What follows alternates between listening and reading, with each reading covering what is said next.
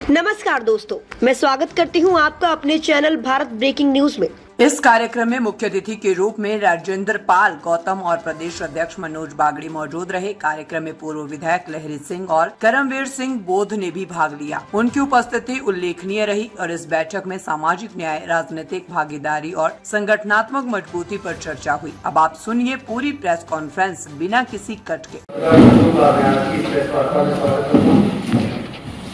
आज हरियाणा आना हुआ, क्योंकि अभी नए मुझे ऑल इंडिया कांग्रेस कमेटी का एसपी डिपार्टमेंट का चेयरमैन बनाया। पहले तो मैं अपने केंद्रीय नेतृत्व का, आदरणीय खड़गे जी का, राहुल जी का और पूरे केंद्रीय नेतृत्व का धन्यवाद करता हूँ।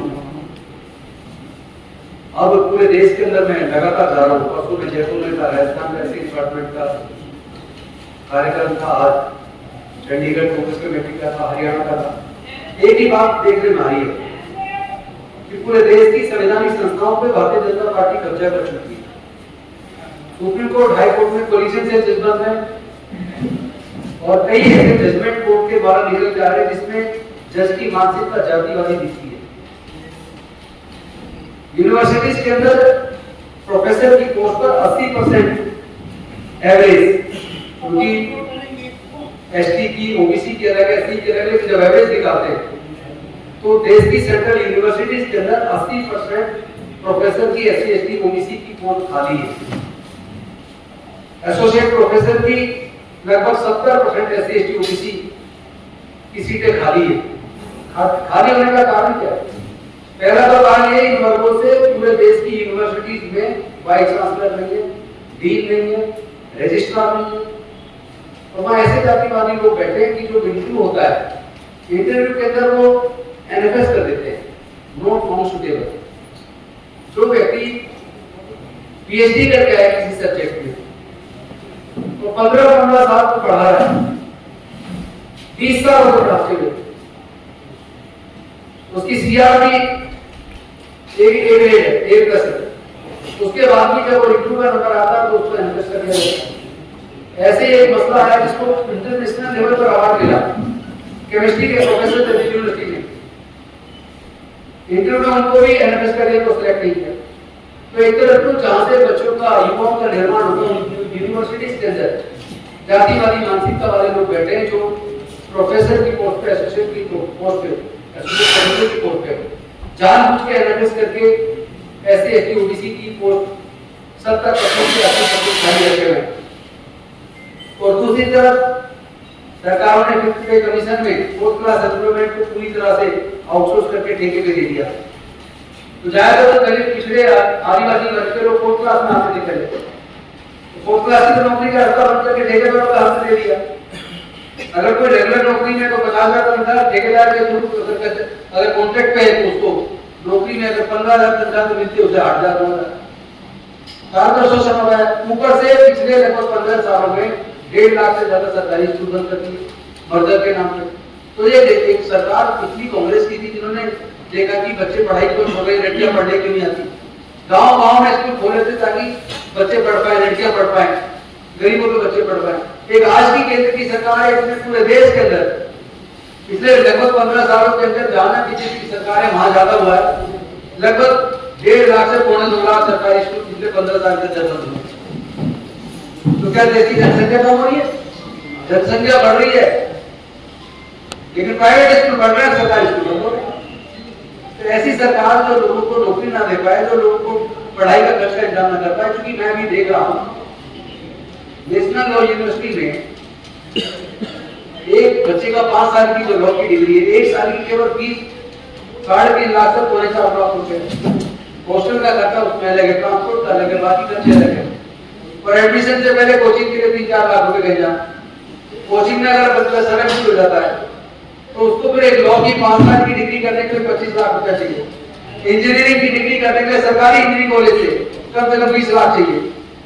तो देश जाती जाता एससी, एसटी, ओबीसी की माइनॉरिटी के 98 से 99% परिवार ऐसे तो इस खर्चे को उठाने में सक्षम नहीं है, पढ़ाई छोड़ रहे हैं। और एससी, एसटी, ओबीसी तो छोड़िए, स्वर्ण जाति के भी 80% लोग आज हायर एजुकेशन का खर्चा नहीं उठा सकते। शिक्षा को सरकारों ने इतना महंगा कर दिया, उसको व्यापार बना दिया। तो एक तरफ आप लेटरल एंट्री लाके टॉप क्लास जो नौकरी है, चाहे वो ज्वाइंट डायरेक्टर की हो, ज्वाइंट डायरेक्टर की हो, ज्वाइंट सेक्रेटरी की हो, वहां पे आप रिजर्वेशन दे नहीं रहे। एग्जाम के दिन आप डायरेक्ट भर्ती कर रहे हैं, फोर्थ क्लास वेरी आउटसोर्स पे नहीं मिलेगी। आप अब ग्रुप सी और ग्रुप बी में भी लेके तो भर्ती कॉन्फ्लिक्ट में भर्ती होगी, यानी नौकरी के रास्ते के बाद पढ़ने से थोड़ा बहुत रेफ्यूजी पढ़ाई करते भी बात सारे नौकरी में कितने लोग बेरोजगार है, कितने लोग रोजगार है, कितने व्यापारी है, यानी पूरा एक्यूरेट डाटा निकल के आएगा, एक तस्वीर निकल के आएगी। जो एक्सेल हो रहा है जाते जनगणना के रूप में, उस एक्सेल से बीमारी का असर कारण पता चलेगा, फिर सरकार उस कारण का निराकरण करने के लिए योजना बनाएगी। तो मैं समझता हूँ कि आज पूरे देश में कांग्रेस के प्रति लोगों के अंदर फिर से उत्साह पैदा हुआ है। जब तक दलित समाज, आदिवासी समाज, माइनॉरिटी के लोग कांग्रेस के साथ कांग्रेस सत्ता में, और तभी तक पूरे देश के अंदर विकास की अच्छी योजनाएं बनी, स्कॉलरशिप से बच्चे पढ़ जाया करते थे। आपको पता 69 के अंदर राष्ट्रीयकरण किया 14 बड़े बैंकों का, उससे पहले तो सब प्राइवेट से सरकारी थे। फूड सिक्योरिटी बिल कांग्रेस के टाइम पे आया, राइट टू इंफॉर्मेशन भी कांग्रेस के टाइम पे आया, राइट टू एम्प्लॉयमेंट जो मनरेगा आया वो कांग्रेस के टाइम पे आया। तो सारे जितने भी अधिकार जो बने, राइट टू एजुकेशन वो कांग्रेस के टाइम पे आया। तो जो विकास का जितना काम हुआ, जो आधुनिक भारत का निर्माण वो कांग्रेस के टाइम पे हुआ। भाजपा आने के बाद तो धीरे धीरे बेरोजगारी बढ़ी है, महंगाई बढ़ी है, स्कूल बंद हो रहे हैं, शिक्षा छिन रही है, ठेकेदारी पर बढ़ रही है। इसका जवाब आदरणीय राहुल गांधी जी के नेतृत्व में, खड़गे जी के नेतृत्व में कांग्रेस देने को तैयार है। पूरे देश के दलितों को, अनुसूचित जाति जनजाति पिछड़े वर्ग को, लोगों को वापस कांग्रेस से जोड़ने का जो जिम्मेदारी हमें दी गई है, हम उस जिम्मेदारी को पूरी ईमानदारी से निभाएंगे। लेकिन इसके लिए जरूरी है जागरूकता, और वो जागरूकता के काम के तहत ही आज मेरा हरियाणा में यहाँ चंडीगढ़ आना हुआ। ऐसे डिपार्टमेंट की मीटिंग ली है, इसी तरह ओबीसी की मीटिंग ली जा रही है, आदिवासी की ली जा रही है। और मुझे बड़ी शर्म आ रही है एक बात को देख के।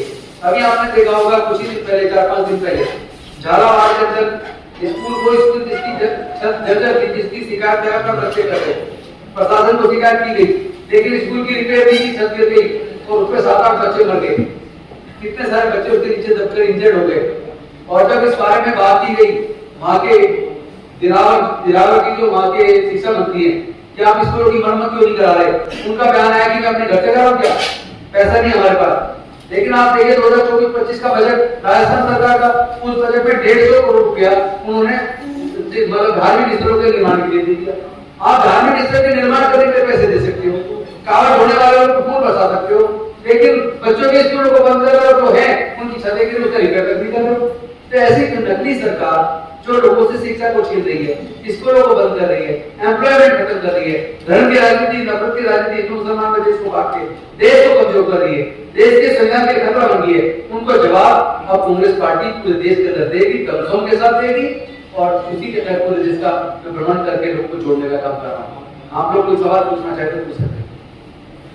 ये आपने कहा 1.5 लाख स्कूल बंद हो गए, किस स्टेट का डाटा अपने पास है, कहाँ बंद हो गया? ये आप देखेंगे जहां जहां बीजेपी की सरकारें हैं, उन सारी सरकारों में स्कूल बंद होने का परसेंटेज बहुत हाई है। ये समझ लीजिए 95% स्कूल तो केवल वही बंद हुए जहाँ पे बीजेपी की सरकार। आपके पास कोई ब्रेकअप तो होगा? ये आरटीआई का आप डाटा देखिए, उठा के जो डाटा आया हम कहेंगे तो आपको शेयर कर देंगे, मैं यहाँ साथ लेके नहीं आया डाटा। लेकिन जो पीछे अभी 5000 डाटा का तो यूपी की सरकार का उत्तर प्रदेश से है जी, उत्तर प्रदेश, राजस्थान में मत हो रहे, हरियाणा में मत हो रहे, ऐसा कोई दर्ज है जिसमें बंद नहीं हो रहे। आप देख लो, अगर मैं झूठ बोल रहा हूँ तो सरकार से बात करो, डाटा निकाल दे, मैं आपको डाटा मुहैया करा दूंगा। आप पिछले 15 से 20 सालों का डाटा देखिए, कितने सरकारी स्कूल बंद हुए और कितने प्राइवेट खुले, आपको पता लग जाएगा झूठ बोल रहा हूँ सच बोल रहा हूँ। एक आप जो इशू उठा रहे हो कावड़ वाला जी, कावड़ वालों को फूल डाल रहे हैं, ये कर रहे हैं, तो सारे समाज के लोग कावड़ लेने जा रहे हैं, उसमें आपको गलत बता रहे हैं। नहीं, मेरे को दिक्कत इससे नहीं है, मेरे को दिक्कत इससे है कि आप कावड़ वालों को फूल डालो, लेकिन कम से कम जब किसी की मूंछ रखने पे हत्या होती है, गला छूने पे हत्या होती है, किसी दलित के साथ अपमान होता है, उसके युवा की हत्या कर दी जाती है, वहां सरकार उसकी सुनता नहीं है।